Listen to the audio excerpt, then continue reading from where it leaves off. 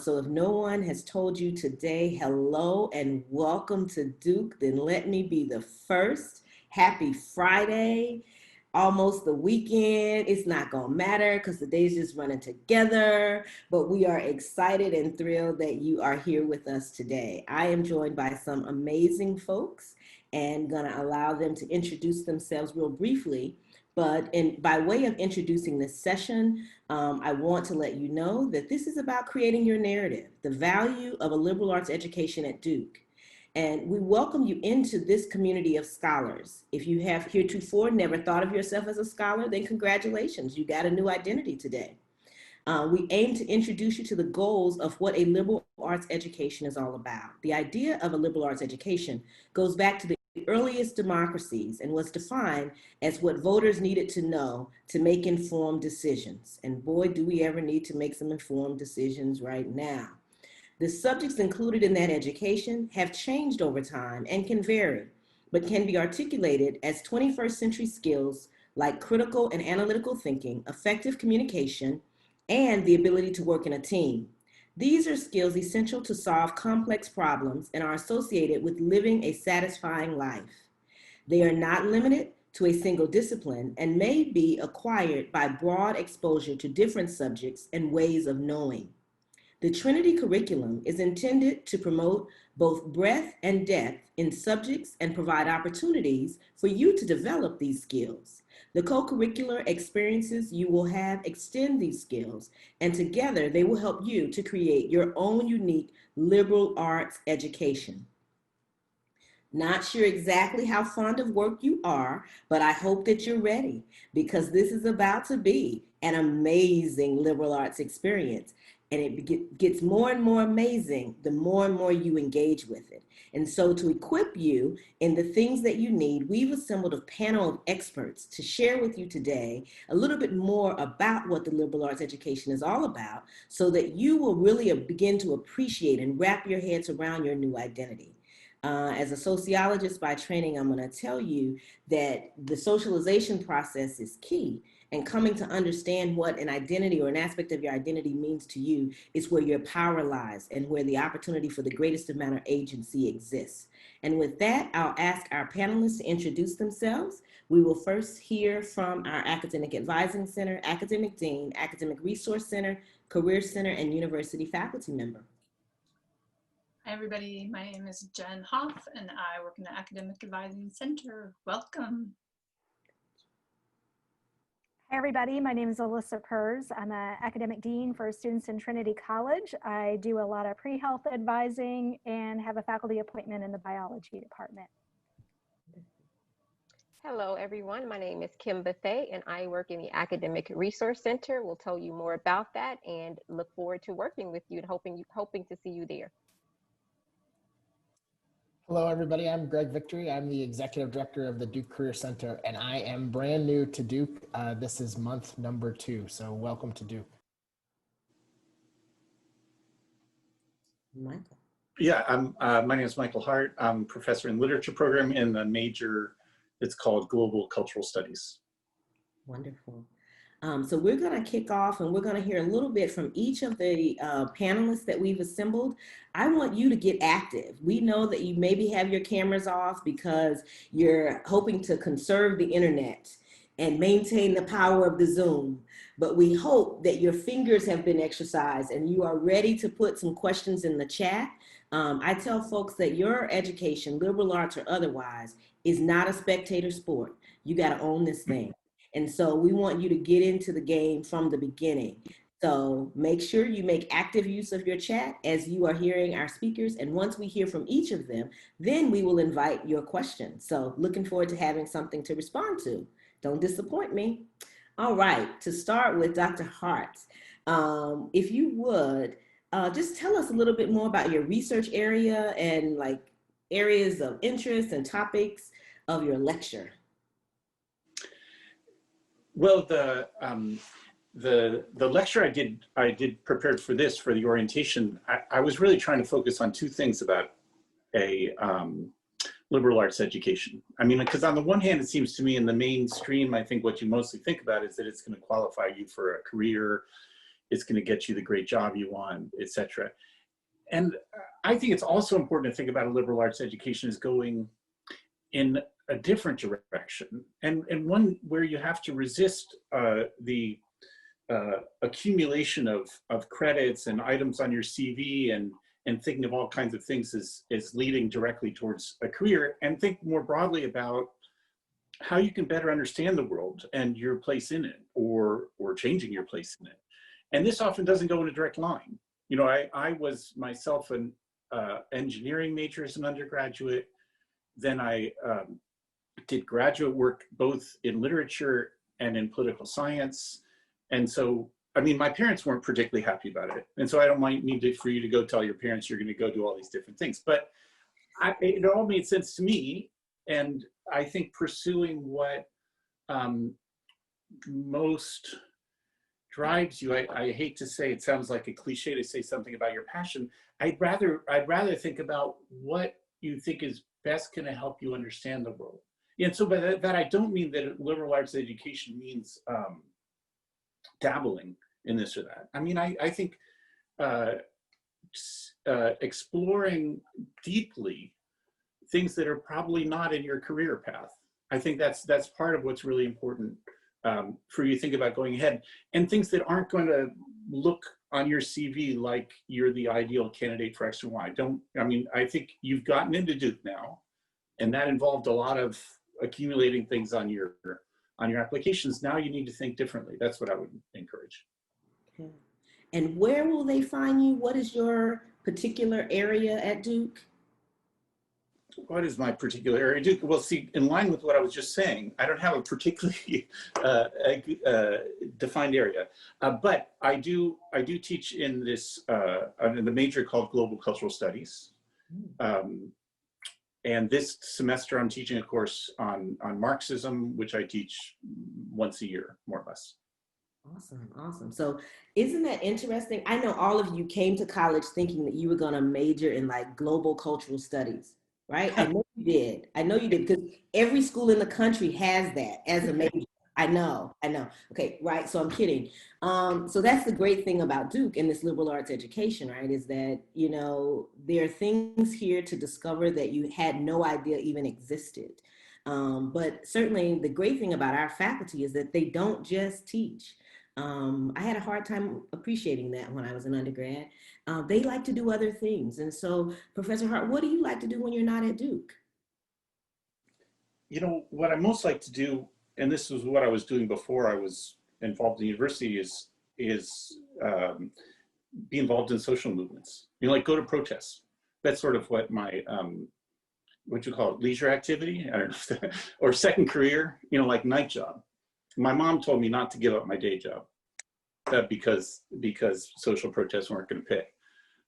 But that's my, you know, like a variety of sorts. And this summer has been fantastic for that, as you can imagine. You know, I've been to some of the demonstrations, both in Durham here, in DC. I was in Seattle last month.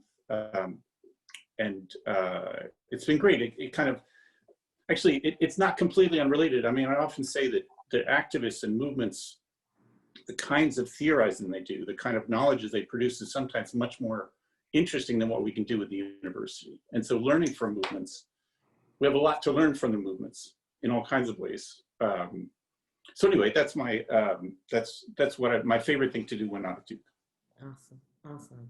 And what I heard and what you said as we get ready to hand it off to the academic dean is that learning, it doesn't just happen in one place, right? So the expectation is not that all of the magic that is the Duke experience is going to happen on that Zoom call or in that classroom, right, over the next 4 years. And so having a posture whereby you are open to the lessons that life would teach you wherever they show up really is the source of your power. And finding something that affects you in the world as the favorite thing that you like to do when you're away from Duke sounds pretty fantastic and amazing. And as new scholars in our community, we hope that you will have a similar experience of finding that thing which feeds you when you're away from the classroom. Thank you so much, Professor Hart, and we will hand it off. Great. Hi, my name is Libby Boney. I am leading Pod Squad 32, and I also work in the chapel. I'm a campus pastor and lead a Christian ministry called PCM Plus. And I'm going to ask a couple of questions to our academic dean that we have with us today, Dean Pers. And I know for many of you, I know for me when I was entering college, the term academic dean is kind of a big, scary title. That maybe you only get called in when something's gone terribly wrong to talk with your dean. But Dean Pers is here to tell us that there's so much more to it than that, and that academic deans are the best and are here for you. So Dean Pers, could you please tell us a little bit about your role and how it pertains to the Duke student experience? Thanks, Libby. I guess I would start with, you can't tell from Zoom, but I'm 5'2", so I'm perhaps one of the least physically intimidating people you'll meet. So hopefully you can keep that in mind as you're approaching this title of dean. You know, I think it's sort of an abstraction, and it can even sound boring if I tell you all the things I do. But I think as you're coming into Duke and, you know, confronting our curriculum, the thing that I can say, perhaps by way of reassurance, is that my job is to, you know, kind of monitor your progress along the way and assure that you get those graduation requirements met. The curriculum may seem overwhelming and daunting, and there's parts you may feel some resistance about, but you're going to get a reminder from me if you don't do those first year requirements. And, you know, we'll make sure you're meeting milestones. Even some of the things that feel negative, you know, like midterm grade letters or end of semester grade letters, if things don't go the way you want, they're really designed not to be shaming and chiding, but they're really about, hey, what can we as an institution do to help make sure you're making progress toward that degree? And I'll refer you to my friends, some of whom are on here, like Dr. Bethay over at the ARC, to see if it's study skills, see if there's, you know, something else going on that, you know, we can tweak in this transition from high school to college to help make a difference. So all of my rules and policies come from the faculty, but they're really designed not to be punitive and destructive, but really to support that progress toward finishing what you got here for. So me and the rest of the academic deans are really here to support students. And then, you know, sometimes in the process of doing that, we help students really discover the best of themselves. Maybe they were knocking on a door where they're not happy, or, you know, so it's really going to depend on the individual student. But we really try to help students engage with the liberal arts in positive ways that help them grow. Great, thanks. So it sounds like students can reach out to you and set up a meeting if you're their academic dean. It doesn't have to be just because something's not going well. It can be just want to connect with you. I bet you love that. And so speaking of students, could you tell us a story, a great story, a favorite story you have of working with a Duke student? Yeah, and I'm going to tell a story that starts with a negative but ends as a positive. Because sometimes when I'm interacting with students around our curricular requirements, they come with resistance. And I want to encourage everybody here to not approach it that way. You know, if there's a part of the curriculum that doesn't feel like it's an area of your interest and your strengths, if you ask enough people, you know, go over to the advising center, talk to a DAA, talk to a peer advisor, figure out, how can I meet this requirement in a way that's authentic to who I am? You only have 34 credits to take classes here, so you want to make the most of every single one. And so you don't want to approach anything with resistance and reluctance. So the story that comes to mind for me is a student who was majoring in computer science, and he decided his senior year he was not going to take that last foreign language requirement. And he was hoping that we would just wave a wand and say, you're graduated. Unfortunately, in my office, the response to that is, welcome to summer school. We will hold you accountable to those curricular requirements. We'll do everything to remind you if you fail to register for them in that final semester so that we don't get angry phone calls from your parents. But if you decide not to do it, you are going to be asked to complete that requirement, and it's probably not going to be, you know, how you want to do it. So this student can't graduate, and he needs to take a foreign language. He also has burned some bridges with the German department where he did his first 2 semesters, so they will not bend and allow him into a really great summer program to complete this. So now he's got to really work hard to find a way to complete this requirement. But we helped him, and he persisted. He wound up taking a final class in Berlin for the summer. He found a internship in computer science, and I never expected this. I thought he'd complete this class and we would part ways, I'd graduate him and we'd be done. But he looped back and he told me that turned out to be a great experience. I'm thinking about taking a full-time job first out of Duke in Germany because I had to do this.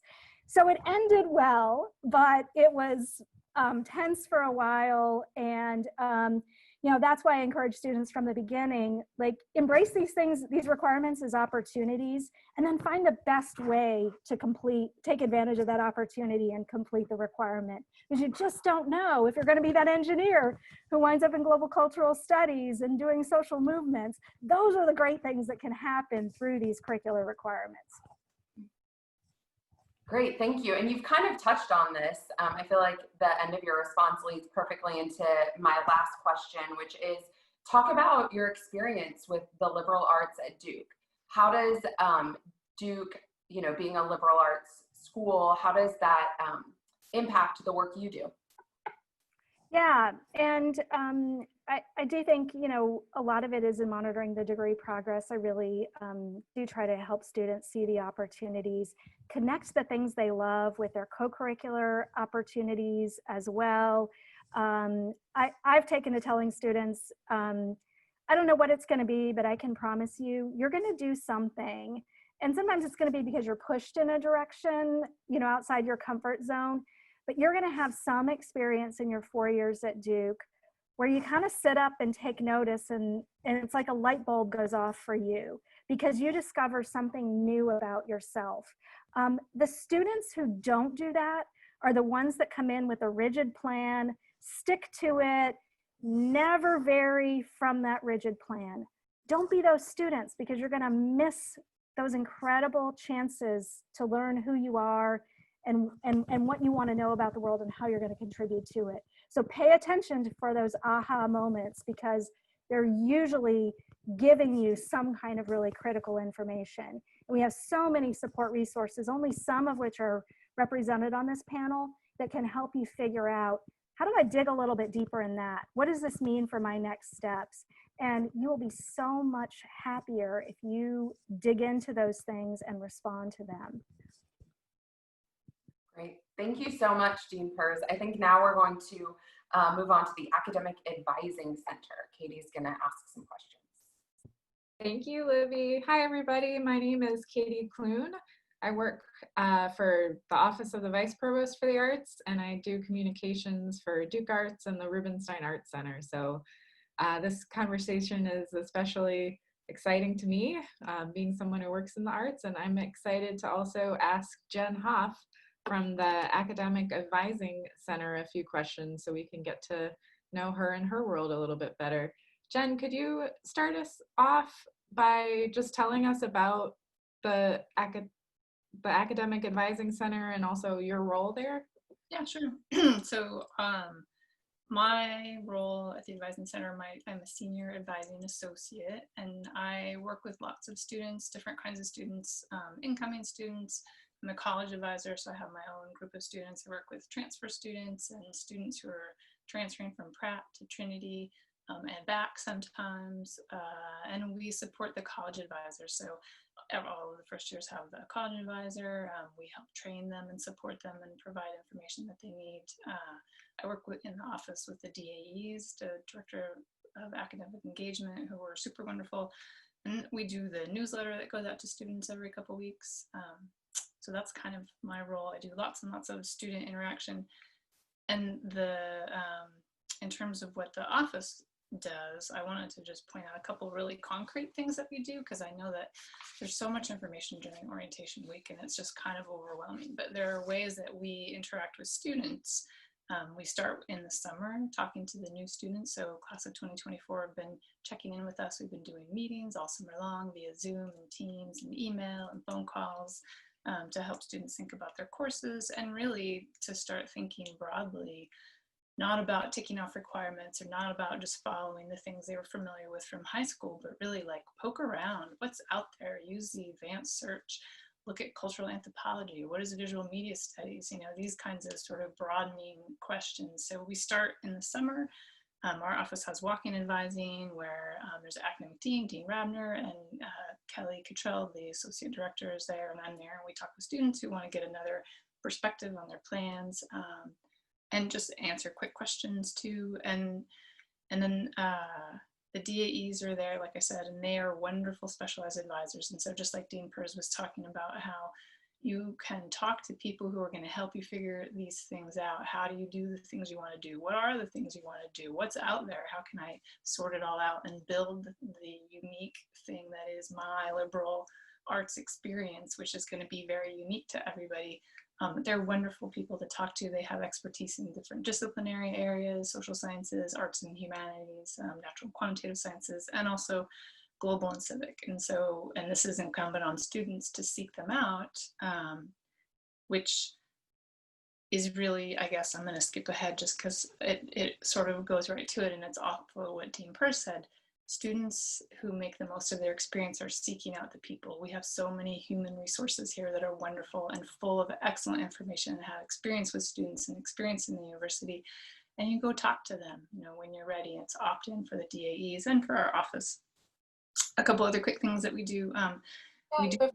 Oh, sorry, go ahead. Okay, before you dive into that, could you check your input audio? I think some folks are having a hard time hearing you. Oh, okay, let's see.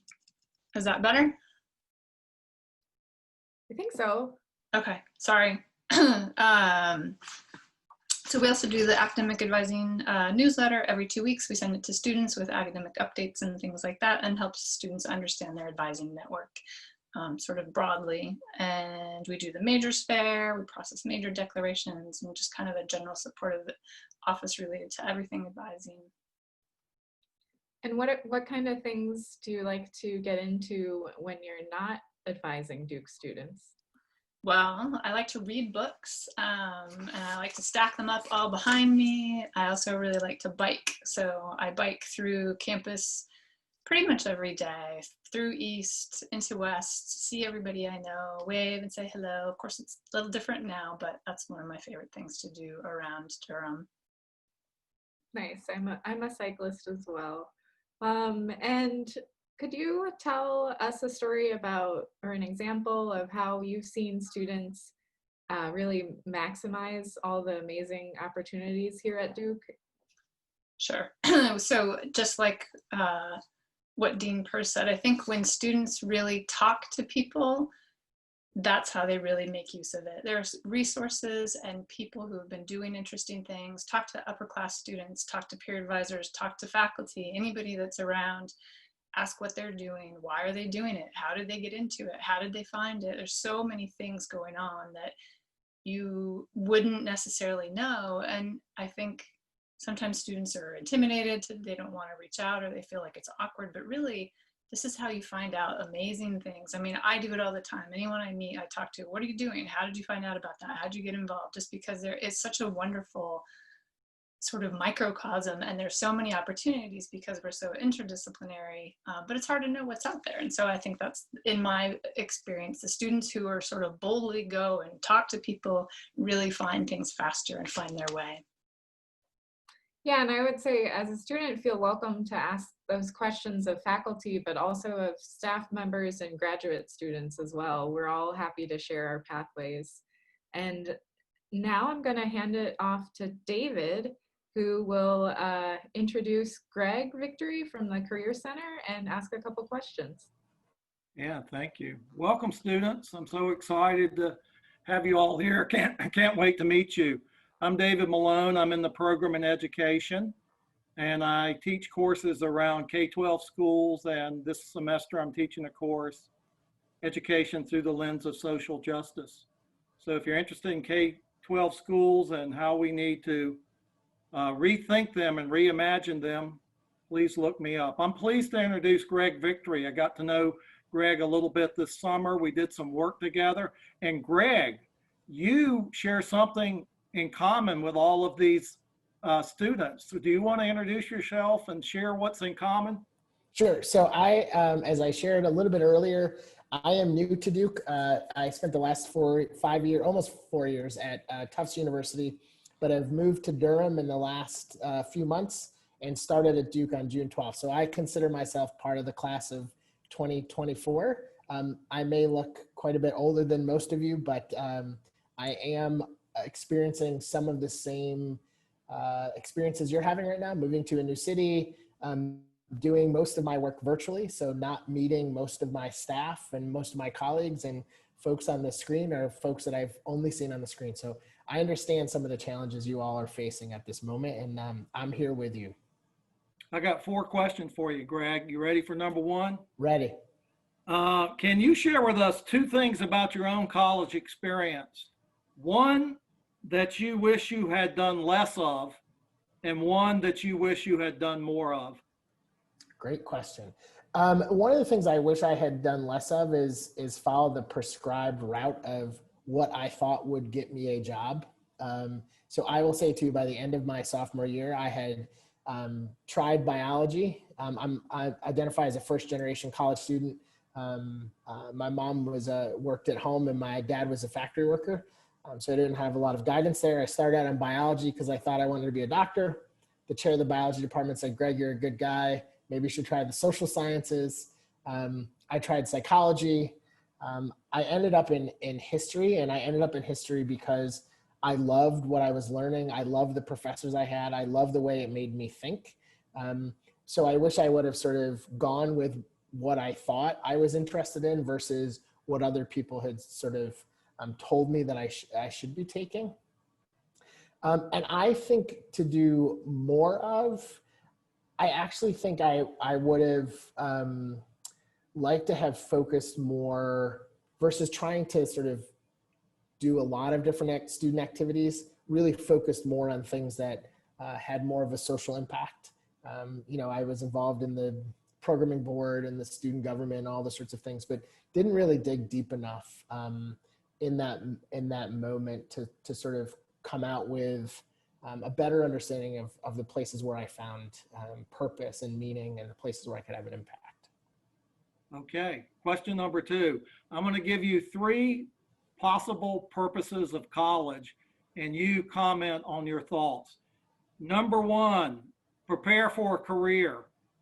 Number 2, find meaning and purpose in life. Number 3, be liberated from narrow-minded viewpoints and become an agent for social change. What is the real purpose of college? So for me, I will say to you, and this may be of interest, that is the person who's in charge of the Career Center, I hate the word career. I think it's limiting.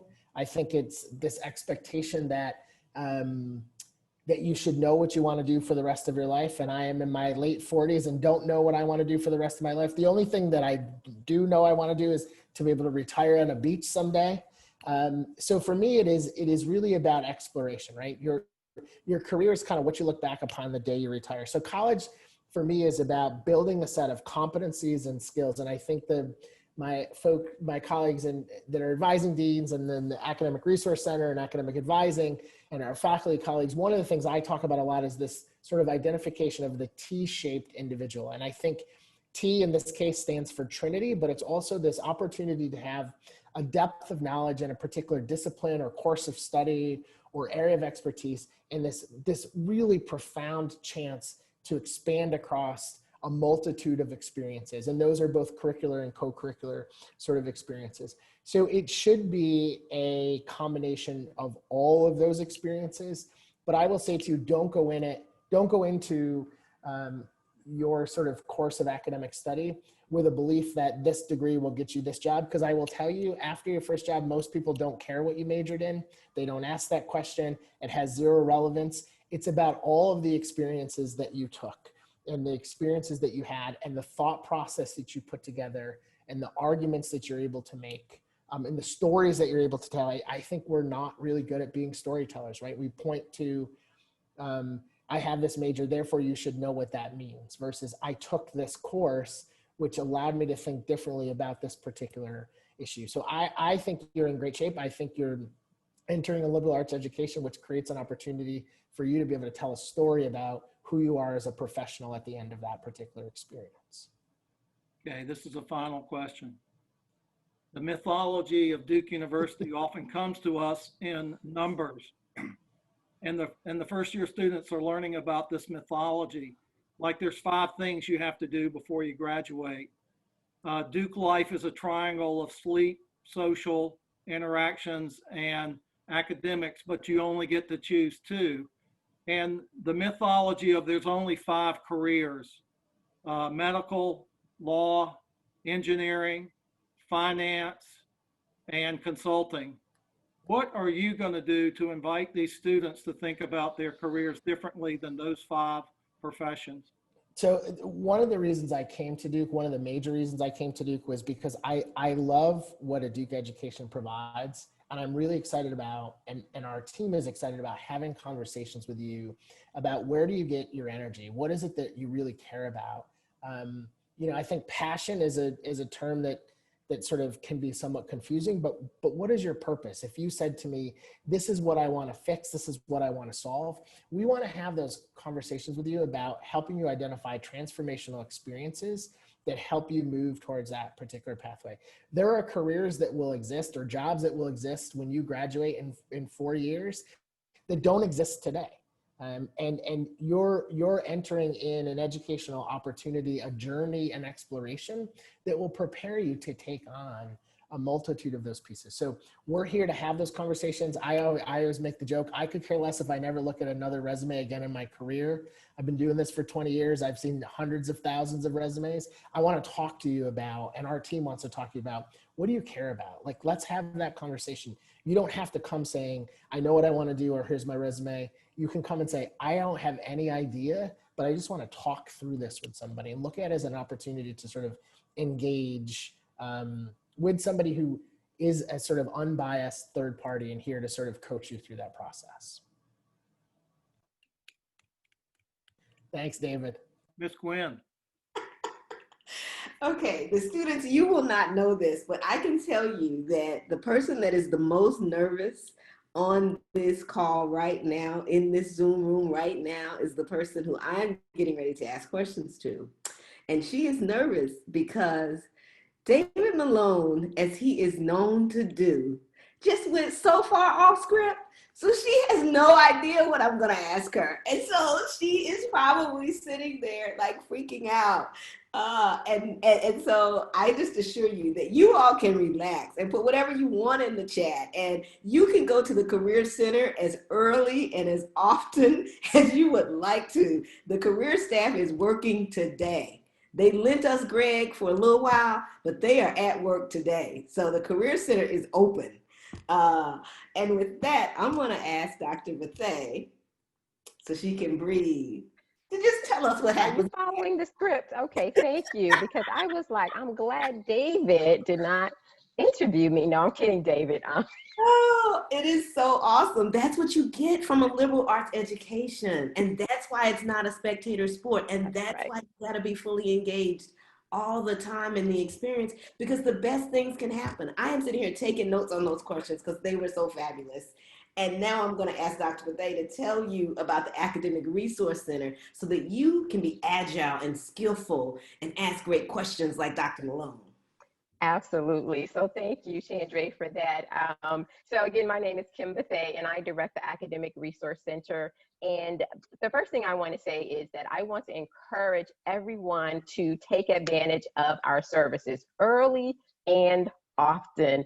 I know that there are some of my advisees in this group, and so they've heard me say all of this before, so I'm excited to be able to talk to everyone again. But in the Academic Resource Center, we provide services that support all undergraduate students in all of their courses. And so I'll go through the sort of typical services that we offer, and then talk about kind of why you want to take advantage of those services. So really quickly, the menu of services, learning consultations. You might think, what is that? What does that mean? meeting. It's an opportunity for you to meet individually with a professional staff person to talk about whatever you'd like related to your academics.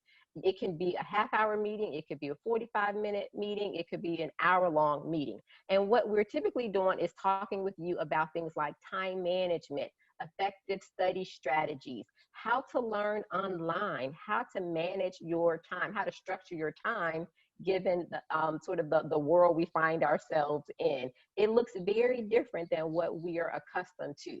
And so while you, you know, have maybe figured out ways to have studied successfully in high school, sometimes that may not translate well at the college level. And so we want to offer support, and we definitely tailor it to each individual student and to each particular course.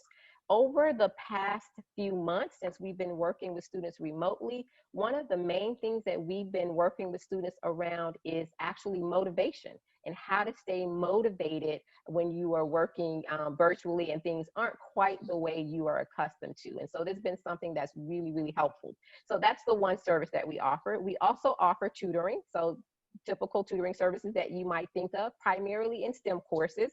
So that's going to be available. Our tutoring is offered in small groups because we really feel it's important for you to work with other students and that you're learning as a group. You are working in a community as a community of learners. So you have something to contribute to them, and others have things to contribute to you. You're able to get tutoring in a content area course as well as a foreign language. It starts at the end of drop add period and runs through the last day of class.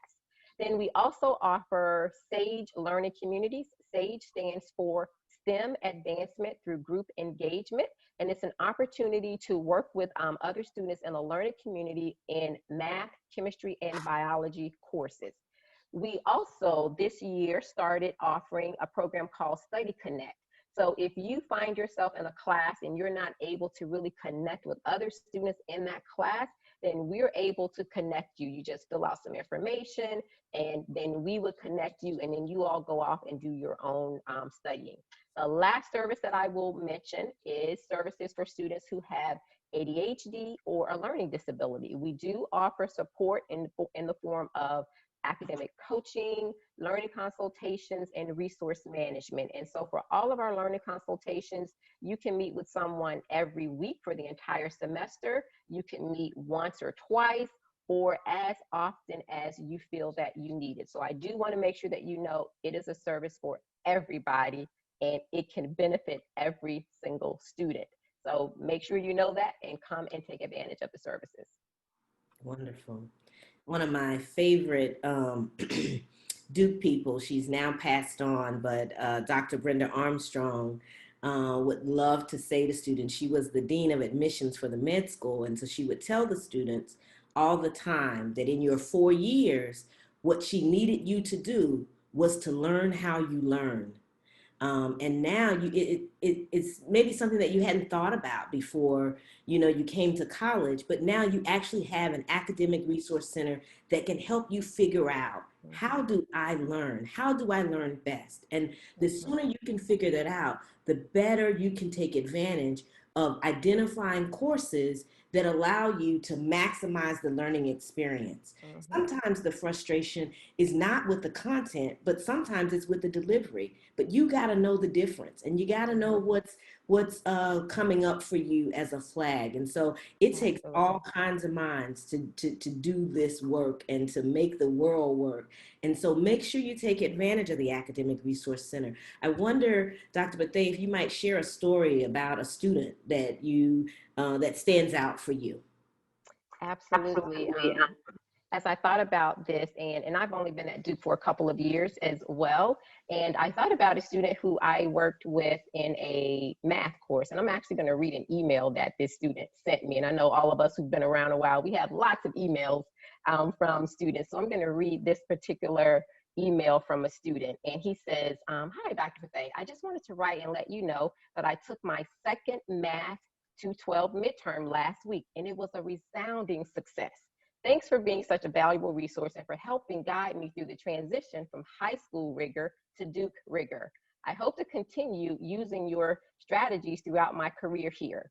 maybe we could catch up for lunch or coffee if you have the time. Anyway, thanks for everything.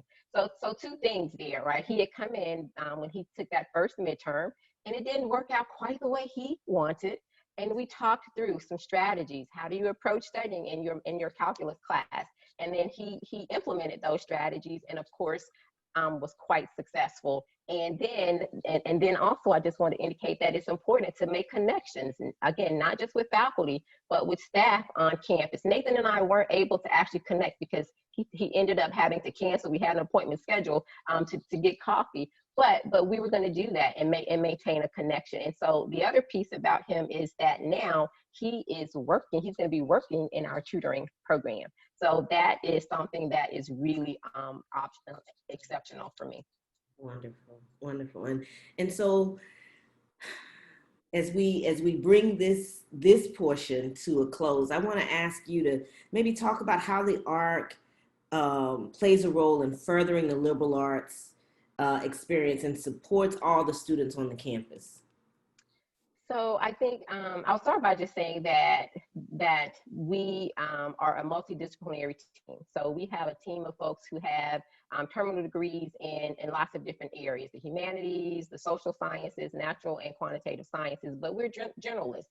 And so what we're really trying to do is to help students to think about how their various courses and activities interact and influence all parts of their lives. We're challenging students to take what they've learned about themselves in one particular discipline and apply that knowledge to other areas of their lives. And so when we're working with students in these meetings, it's not just strictly about, you know, a particular problem or how you approach it. It really is broader concepts. We actually are partnering with our students and other campus partners across Duke in academic affairs and in student affairs to really try to facilitate student engagement. We want to help students develop as scholars, as leaders, as team members, and really as citizens in our country and our world. Yeah, wonderful. Thank you so much. I thank all of our panelists for what you shared today. I want to remind students that you can put your questions in the chat, or you can turn on your camera and turn on your mic and speak up and share a question with us. And as we wait for you all to do that, I will throw out a question to our panelists, and we'll go in the order that you have spoken. So we're coming to all of you. Unless we get interrupted by an amazing student question, which is possible at any time. But what about the Duke education do you think is distinct from other university campuses? Like, what makes Duke special for you, Dr. Hart? You know, one way it's hard for me to answer that is I've been at Duke the whole time. I've been here 27 years. I know that David Malone has been here longer, but it feels like I've been here forever. So, so I don't know other places. And when there have been chances to move elsewhere, it's felt I've wanted to stay here. You know, here's one thing that matters to me. I'm not sure if it'd make the same to everyone else, is I feel like it's the kind of intellectual environment that helps me think better. You know, there are a number of schools that I visit where I feel like the environment's very competitive. And some people thrive on that sort of thing. I don't. I feel like there's much more of a collaborative attitude among students and among professors too. And so yeah, maybe, like I say, it's something, you know, that wouldn't be the same for everyone. Some people thrive on, you know, this kind of competition thing. But one thing I like about Duke is, and it kind of goes along with the interdisciplinary nature of Duke, is that people, I feel like there's a kind of support and just interest and that's what stimulates me to be able to think better. Okay, hope that makes sense. No, it's great. And Yeah. And we're coming next to, I think, Dean Pers. I want to just underscore what Dr. Hart said, because I know some of this is about you just understanding what college is and what university is. And some people know, but not everybody. So he talked about interdisciplinarity, and that means like cross-discipline. So look up interdisciplinarity and then do that, right? Duke is amazing. There's program 2, there's interdepartmental majors, there's interdisciplinarity. you want to think about what does that mean for you. Dean Purse, what makes Duke special? I'm going to build on this idea of interdisciplinarity because, you know, when you think about problems like the pandemic we're in the middle of, or the racial reckoning our country is going through, these are not problems that have really simple answers. We need people coming from different perspectives, different traditions academically, people who work out in the community, you know, come from a variety of places, but we need them all to come together and work together and share a common language because the goal is so big. And I think Duke does this really well, but I sometimes cringe at what we do to our students in the process. So we offer amazing choices and this buffet of things. You all probably got here and had 2 or 3 things like, I want to do Duke Engage, or I want to work at the Lemur Center, or basketball is important to me. You all have those things in mind. But what I've learned is in 4 years, no one student can do them all. And so they've got to make tough choices. And the students I watch trying to prop multiple doors open wind up suffering. You know, I want to be a computer science major, but I want to follow the pre-med track, and you know, because I want to have a good job. And it's like, well, but I'm not hearing what you like in there. I'm hearing what you want to do, and it's all about safety. So how can we take those anxiety and concerns and bring them to the surface so we know what they are, we can touch and feel them, and then we can come up with a plan that helps you minimize those worries while maximizing the things you love, the things that you really want to spend your time on. Everybody on this panel I've worked with in some way to, you know, help a student set some priorities, whether it's go over to the Career Center and figure out what it is you as a baseline, you know, what makes you happy. And then let's figure out where you are going to go next to get to some finish line, but we don't have to define the goal. We just need to define what's going to make you happy in the moment, what's going to give you energy. And like I said, I can tell a story about every service and resource represented here about that. So I think if there's anything that I can say is, if things make you feel uncomfortable, if you're feeling anxious because other students seem to have it all figured out, or students tell you things that just don't feel right for you, that's often a signal where it's time to go talk to a resource on campus, whether that's going and talking to your faculty member and say, tell me the story of how you got here. Because sometimes just hearing those stories help you realize, oh, I see how people make decisions and how they take opportunities and work them in. Or it might be something really practical, like they need to choose among, you know, study abroad programs. And so then there's a different resource for that. Navigating our resources can be a challenge, but it can be so important if you go someplace and start asking questions. Don't get caught up in getting to the right place first. Find somebody, start asking questions, and they can help you find the next place to go to get the answers. Awesome. I'm coming to Jen next. I wanna just pick up on 2 points by Dean Purse. One, we never prop doors at Duke. So when she was saying propping doors, that was a metaphor, okay? So we're gonna stay safe. We're not gonna prop doors, all right. And then the other thing that I wanna point out in terms of taking advantage of this liberal arts education is you can actually study lemurs. Like, you can actually study basketball. Like, I didn't know in college that these were like real jobs. So like, it's like, what do you mean photography? You can study that. Like, so don't necessarily believe that the thing has to be this deep intellectual question that is so far beyond your interest that you have to develop a love for. Go with that thing that you love and see where it leads you. And there's somebody here that also loves it.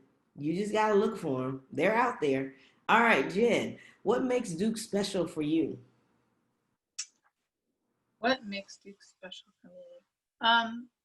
Well, so I was going to say the interdisciplinary and how porous it is, but honestly, so I used to work at a different university. I've been here, this is going on my 5th year.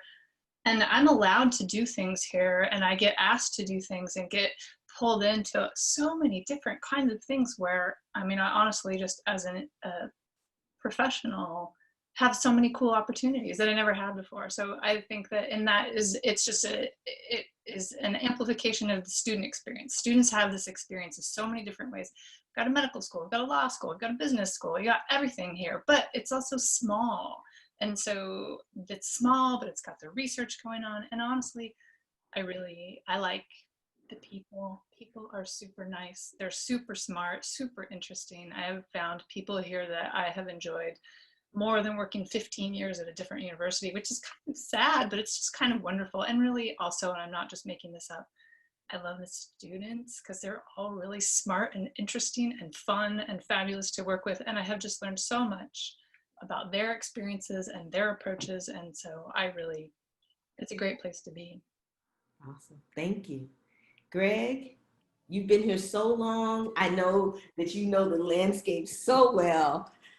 What stands out for you? So I will say to you, I mean, one of the examples of where you can take your Duke experience is to look at the hundreds of thousands of alums who are leaders in every single industry, in every single field, and major organizations who are leading change, important change in this world. And you should see yourself among them, right? And out of curiosity, find them on LinkedIn, or if you use Wikipedia, and see what they studied. And you'll be surprised, right? That folks who've made significant impacts in the world went to Duke, and they've studied all sorts of different things. And as the combination of those experiences. So for me, what makes it special is the proof that a Duke degree and a Duke experience allows you to make really important changes in pretty much every facet of society. And I am excited to see this generation of Duke students take on some major challenges and help make this a better place for all of us. Awesome.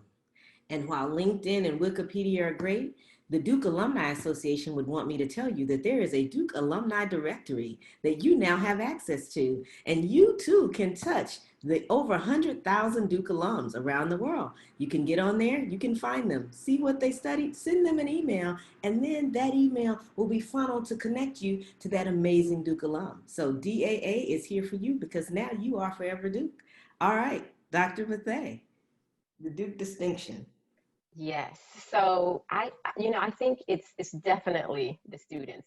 Like Jen, I came to Duke from a different large state institution and came here and just really fell in love with our students. The first student that I met with, and I don't see a whole lot of students in my role, but I do meet with students individually. And the very first student I met with in 2018 came in to meet with me around time management. And I thought, oh, wow, this is going to be a typical, the student trying to figure out how to manage social things with their time and all of that. No, that was not the case. This student and his cousin had started a business in an African country, had started a business, and they had recently gotten an investor to invest $100,000 in their business. So this wasn't just some little small, this was a real legitimate business with significant investors. And so we figured out how to help him kind of manage running his business and being a Duke student. And so for me, that just spoke volumes to me of who these students are at Duke University. And so it's the students. Absolutely. Thank you for that. The Innovation and Entrepreneur Certificate Program would want me to mention that there is an INE certificate at Duke. And if you are interested in anything having to do with innovation and entrepreneurship, perhaps getting an investor from the Duke Angel Network or going to work in Silicon Valley, that too exists right here at Duke. I'm coming to Libby, Katie, and David to close us out with any thoughts you have about what makes Duke distinctive. Libby? Yeah, you. Oh man, putting me on the spot. That's it. What makes Duke distinctive are, I've worked on several college campuses as well, and the students are just so engaging. And that's what keeps me coming back for more. Absolutely. Thank you. Katie, what makes this place crazy and wonderful?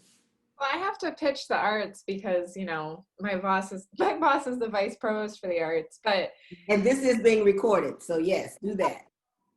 it's quiet now, you know, we won't have live events this fall, but just know that even though Duke is known for Duke Health and engineering, it's also an incredibly strong university that really prioritizes the arts. We have the Nasher Museum of Art, Center for Documentary Studies, Full Frame Documentary Film Festival. Did y'all know that Durham is a leader in documentary film for the whole country?